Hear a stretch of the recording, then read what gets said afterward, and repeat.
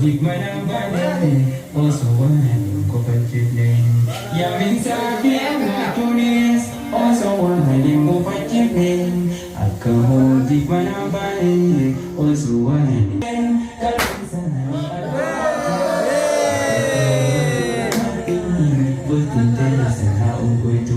Waridal dalam jalanan Amu mahu beda pema Ganding pun haran jarame Warabo yusna digama Fayafi marata randan Agan dan sama Masya Allah baga besar Kajalan berifung memting Waljalan walan batun Kalbimu hati das jatin Bagawal argatan jannah Isenos datang naritin Jiru jalal hajiratam Mustafa syamsiyan satin Jiru jalal hajiratam warahmatullahi wabarakatuh. Waalaikumsalam warahmatullahi Guyyaa gammachuu, guyyaa gaa'ilaa, guyyaa cidhaa obboleessa keenya qaalii fi gaarii Ustaaz Salmaan Aliitiin istiidiyoo obboleessa keenya qaalii Ustaaz Muraadiitti argamna.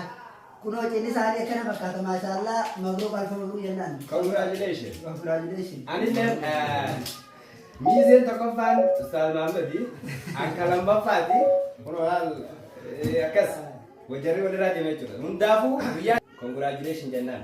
Mabruuq alfa mabruuq. Baga itti geessan, baga wal fuutan, baga fuutee jennaan qabo. Fuudhu gaariidha malee fuudhamuu qabu. Akkuma fuutee rizqiillee, barakaallee, umrii jaalala haariya. Rabbi si haa fuusisu walumaan qaban. Akkasii bara. Fuudhuun waa'ee dugdaadha.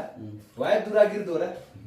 Fuudhaadha ittiin jiraadha kan didees ofiif of miidheen jechuudhaan furqaan nu buuseen jala deemuu dirqii godheen nuti muslimni san qabna sanuma tokko nu godheen aqliin jaalannee qeeballeen namu diiniin kennee fuudheen abbaa faakaa koo himachuun diincarroomne ni hubadheen abbaa faakaa koo himachuun diincarroomuu ni hubadheen heera diinii waliin dhuftan daandii yoomuu qabne sheenaa jaalalaaf daangaa godhatan jettan halaalii wal fuunaa eegaa qalbii wal abuurtee hanga obsitan ni beeynaa baga goolabbii tolchitan jenne isiniif gammannaa waliin galchuu keeysaniifi arranuus gammachuu qabnaa alfa mabruuq siniin jenneen dabalaa keeysan tolchinaa